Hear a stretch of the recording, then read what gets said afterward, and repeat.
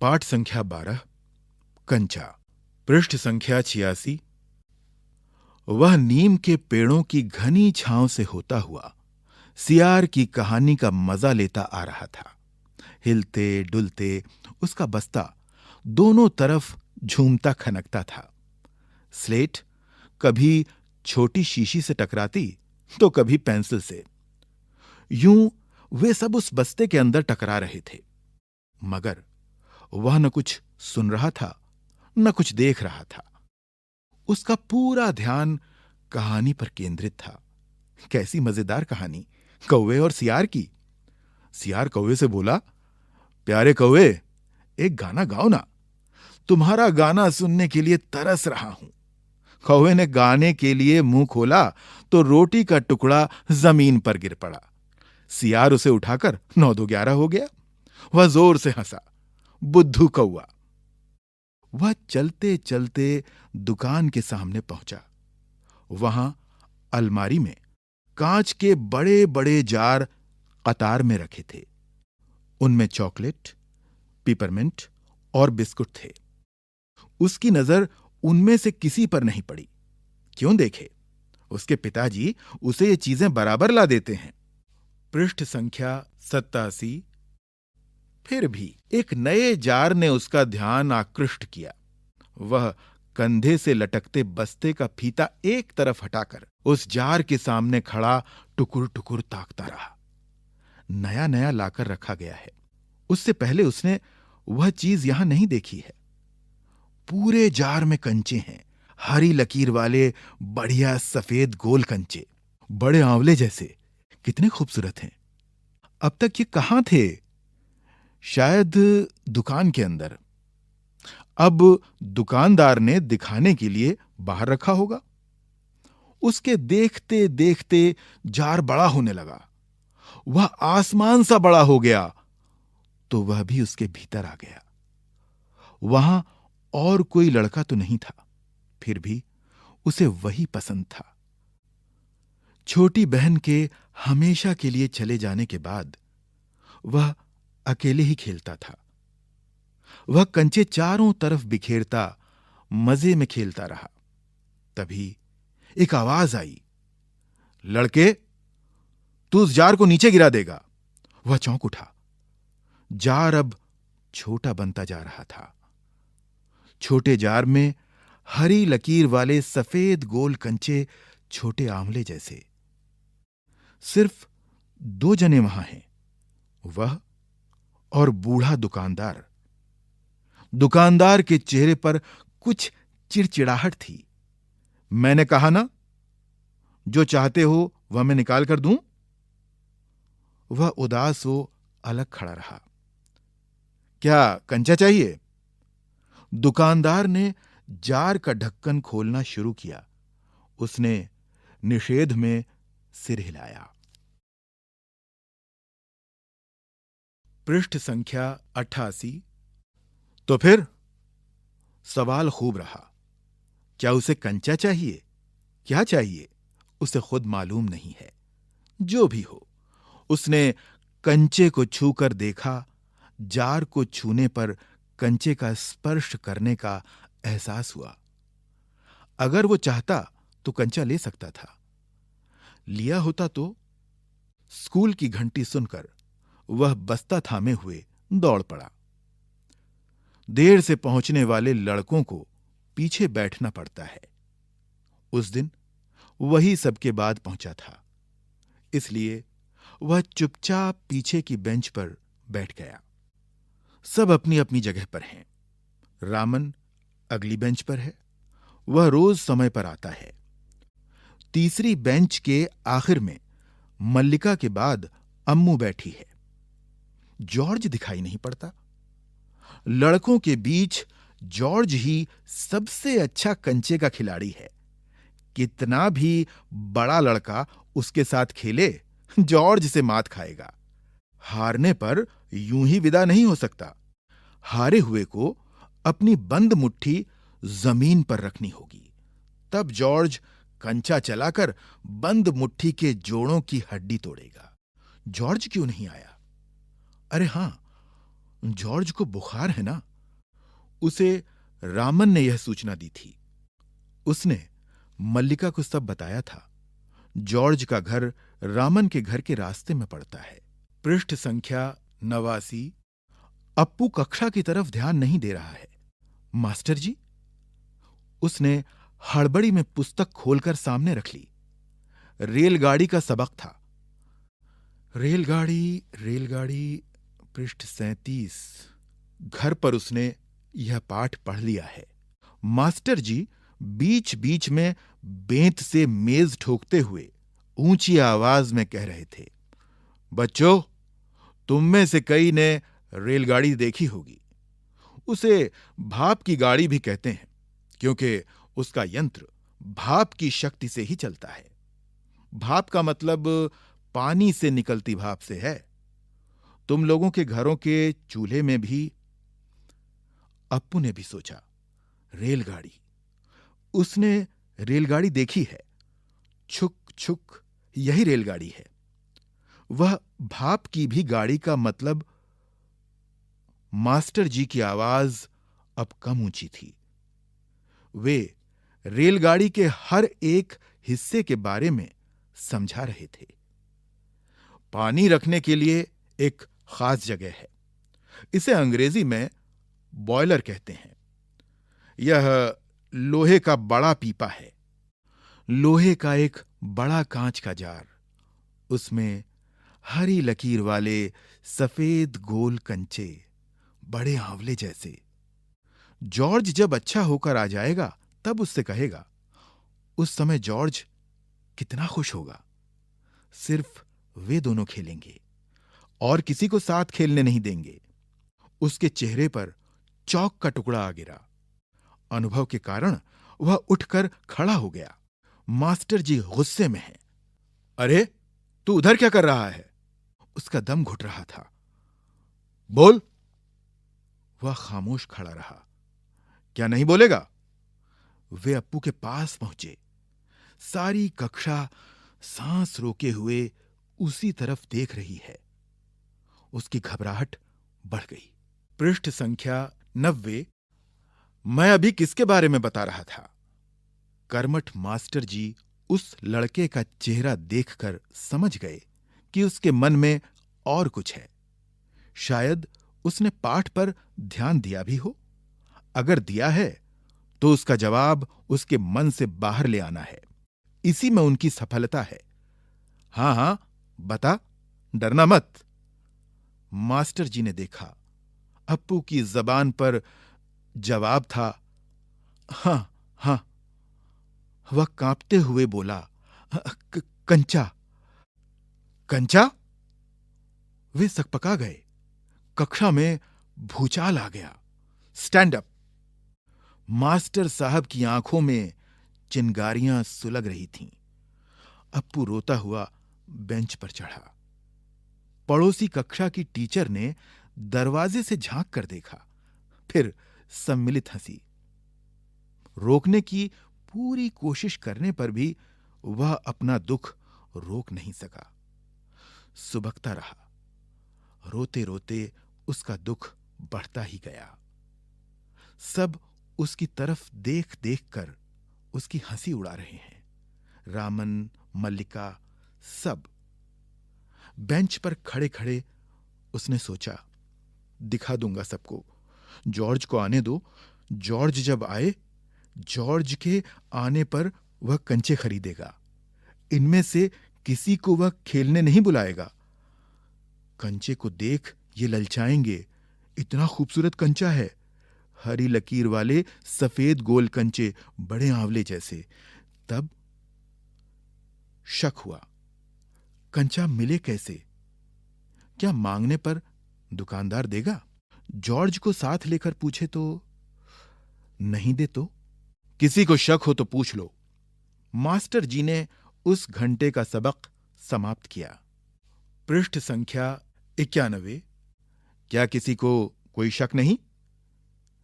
अप्पू की शंका अभी दूर नहीं हुई थी। वह सोच रहा था, क्या जॉर्ज को साथ ले चलने पर दुकानदार कंचा नहीं देगा? अगर खरीदना ही पड़े तो कितने पैसे लगेंगे? रामन ने मास्टर जी से सवाल किया और उसे सवाल का जवाब मिला। अम्मिणी ने शंका का समाधान कराया। कई छात्रों ने यह दोहराया, अप्पू क्या सोच रहे हो? मास्टर जी ने पूछा, पूछ लो ना, शंका क्या है? शंका जरूर है। क्या जॉर्ज को साथ ले चलने पर दुकानदार कंचे देगा? नहीं तो कितने पैसे लगेंगे? क्या 5 पैसे में मिलेगा? 10 पैसे में? क्या सोच रहे हो? पैसे? क्या? कितने पैसे चाहिए? किसके लिए? वह कुछ नहीं बोला। हरी लकीर वाले सफेद गोल कंचे उसके सामने से फिसलते गए। मास्टर जी ने पूछा, क्या रेलगाड़ी के लिए? उसने सिर हिलाया। बेवकूफ, रेलगाड़ी को पैसे से खरीद नहीं सकते। अगर मिले तो उसे लेकर क्या करेगा? पृष्ठ संख्या 92। वह खेलेगा, जॉर्ज के साथ खेलेगा, रेलगाड़ी नहीं, कंचा। चपरासी एक नोटिस लाया। मास्टर जी ने कहा, जो फीस लाए हैं वे ऑफिस जाकर जमा कर दें। बहुत से छात्र गए। राजन ने जाते जाते अप्पू के पैर में चिकोटी काट ली। उसने पैर खींच लिया। उसे याद आया, उसे भी फीस जमा करनी है। पिताजी ने उसे 1.5 रुपया इसके लिए दिया है। उसने अपनी जेब टटोल कर देखा। 1 रुपए का नोट और 50 पैसे का सिक्का। वह बेंच से उतरा। किधर? मास्टर जी ने पूछा। उसके कंठ से खुशी के बुलबुले उठे। फीस देनी है। फीस मत देना, मास्टर ने कहा। वह झिझकता रहा। On the bench. वह बेंच पर चढ़कर रोने लगा। क्या भविष्य में कक्षा में ध्यान से पढ़ेगा? ध्यान दूंगा। वह दफ्तर गया। दफ्तर में बड़ी भीड़ थी। बच्चों, एक एक करके आओ, क्लर्क बाबू बता रहे हैं। पहले मैं आया हूं। मैं ही आया हूं। मेरे बाकी पैसे? इस शोरगुल से अप्पू दूर खड़ा रहा। पृष्ठ संख्या 93। रामन ने फीस जमा की, मल्लिका ने जमा की। अब थोड़े से लड़के ही बचे हैं। वह सोच रहा था, जॉर्ज को साथ लेकर चलूं तो देगा ना? शायद दे। नहीं तो कितने पैसे लगेंगे? 5 पैसे, 10 पैसे। हरी लकीरों वाले गोल सफेद कंचे। घंटी बजने पर फीस जमा किए हुए सभी बच्चे उधर से चले। वह भी चला, मानो नींद से जाग कर चल रहा हो। क्या सब फीस जमा कर चुके? कक्षा छोड़ने के पहले मास्टर जी ने पूछा। वह नहीं उठा। शाम को थोड़ी देर इधर उधर टहलता रहा। लड़के गीली मिट्टी में छोटे गड्ढे खोदकर कंचे खेल रहे थे। वह उनके पास नहीं गया। फाटक के सींखचे थामे उसने सड़क की तरफ देखा। वहां उस मोड़ पर दुकान है। दुकान में अलमारी। बाहर खड़े खड़े छू सकेगा। अलमारी में शीशे के जार हैं। उनमें एक जार में पूरा बस्ता कंधे पर लटकाए वह चलने लगा। दुकान नजदीक आ रही है। उसकी चाल की तेजी बढ़ी। वह अलमारी के सामने खड़ा हो गया। दुकानदार हंसा। उसे मालूम हुआ कि दुकानदार उसके इंतजार में है। वह भी हंसा। कंचा चाहिए, है ना? उसने सिर हिलाया। पृष्ठ संख्या 94। दुकानदार जार का ढक्कन जब खोलने लगा तब अप्पू ने पूछा, अच्छे कंचे हैं ना? बढ़िया, फर्स्ट क्लास कंचे। तुम्हें कितने कंचे चाहिए? कितने कंचे चाहिए? कितने चाहिए? कितने? उसने जेब में हाथ डाला। 1 रुपया और 50 पैसे हैं। उसने वह निकाल कर दिखाया। दुकानदार चौंका। इतने सारे पैसों के? सबके? पहले कभी किसी लड़के ने इतनी बड़ी रकम से कंचे नहीं खरीदे थे। इतने कंचों की जरूरत क्या है? वह मैं नहीं बताऊंगा। दुकानदार समझ गया। वह भी किसी जमाने में बच्चा रहा था। उसके साथी मिलकर खरीद रहे होंगे, यही उनके लिए खरीदने आया होगा। वह कंचे खरीदने की बात जॉर्ज के सिवा और किसी को बताना नहीं चाहता था। दुकानदार ने पूछा, क्या तुम्हें कंचा खेलना आता है? वह नहीं जानता था। तो फिर कैसे कैसे सवाल पूछ रहा है। उसका धीरज जवाब दे रहा था। उसने हाथ फैलाया, दे दो। दुकानदार हंस पड़ा। वह भी हंस पड़ा। कागज की पोटली छाती से चिपटाए वह नीम के पेड़ों की छांव में चलने लगा। कंचे अब उसकी हथेली में हैं, जब चाहे बाहर निकाल ले। उसने पोटली हिलाकर देखा। पृष्ठ संख्या 95। वह हंस रहा था। उसका जी चाहता था, काश पूरा जार उसे मिल जाता। जार मिलता तो उसके छूने से ही कंचे को छूने का एहसास होता। एकाएक उसे शक हुआ, क्या सब कंचों में लकीर होगी? उसने पोटली खोलकर देखने का निश्चय किया। बस्ता नीचे रखकर वह धीरे से पोटली खोलने लगा। पोटली खुली और सारे कंचे बिखर गए। वे सड़क के बीचों बीच पहुंच रहे हैं। क्षण भर सकपकाने के बाद वह उन्हें चुनने लगा। हथेली भर गई। वह चुने हुए कंचे कहां रखे? स्लेट और किताब बस्ते से बाहर रखने के बाद कंचे बस्ते में डालने लगा। 1, 2, 3, 4। एक कार सड़क पर ब्रेक लगा रही थी। वह उस वक्त भी कंचे चुनने में मग्न था। ड्राइवर को इतना गुस्सा आया कि उस लड़के को कच्चा खा जाने की इच्छा हुई। उसने बाहर झांक कर देखा, वह लड़का क्या कर रहा है। हॉर्न की आवाज सुन कंचे चुनते अप्पू ने बीच में सिर उठाकर देखा। सामने एक मोटर है और उसके भीतर ड्राइवर। उसने सोचा, क्या कंचे उसे भी अच्छे लग रहे हैं? शायद वह भी मजा ले रहा है। पृष्ठ संख्या 96। एक कंचा उठाकर उसे दिखाया और हंसा। बहुत अच्छा है ना? ड्राइवर का गुस्सा हवा हो गया। वह हंस पड़ा। बस्ता कंधे पर लटकाए, स्लेट, किताब, शीशी, पेंसिल सब छाती से चिपकाए वह घर आया। उसकी मां शाम की चाय तैयार कर उसकी राह देख रही थी। बरामदे की बेंच पर स्लेट व किताबें फेंक कर वह दौड़कर मां के गले लग गया। उसके लौटने में देर होते देख मां घबराई हुई थी। उसने बस्ता जोर से हिलाकर दिखाया। अरे, यह क्या है? मां ने पूछा। मैं नहीं बताऊंगा, वह बोला। मुझसे नहीं कहेगा? कहूंगा। मां, आंखें बंद कर लो। मां ने आंखें बंद कर लीं। उसने गिना, 1, 2, 3। मां ने आंखें खोलकर देखा, बस्ते में कंचे ही कंचे थे। वह कुछ और हैरान हुई। इतने सारे कंचे कहां से लाया? खरीदे हैं। पैसे? पिताजी की तस्वीर की ओर इशारा करते हुए उसने कहा, दोपहर को दिए थे ना। मां ने दांतों तले उंगली दबाई। फीस के पैसे? इतने सारे कंचे काहे को लिए? आखिर खेलोगे किसके साथ? उस घर में सिर्फ वही है। उसके बाद एक मुन्नी हुई थी, उसकी छोटी बहन। मगर मां की पलकें भीग गईं। उसकी मां रो रही है। अप्पू नहीं जान सका कि मां क्यों रो रही है। क्या कंचा खरीदने से? ऐसा तो नहीं हो सकता। तो फिर?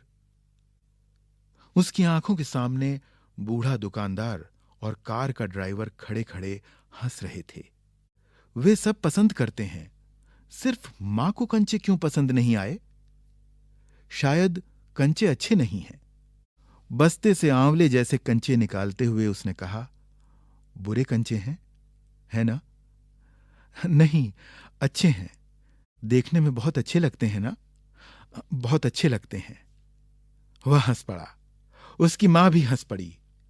आंसू से गीले मां के गाल पर उसने अपना गाल सटा दिया। अब उसके दिल से खुशी छलक रही थी। लेखक टी पद्मनाभन। पृष्ठ संख्या 97। प्रश्न अभ्यास। कहानी से। प्रश्न 1। कंचे जब जार से निकलकर अप्पू के मन की कल्पना में समा जाते हैं तब क्या होता है? प्रश्न 2। दुकानदार और ड्राइवर के सामने अप्पू की क्या स्थिति है? वे दोनों उसको देखकर पहले परेशान होते हैं, फिर हंसते हैं। कारण बताइए।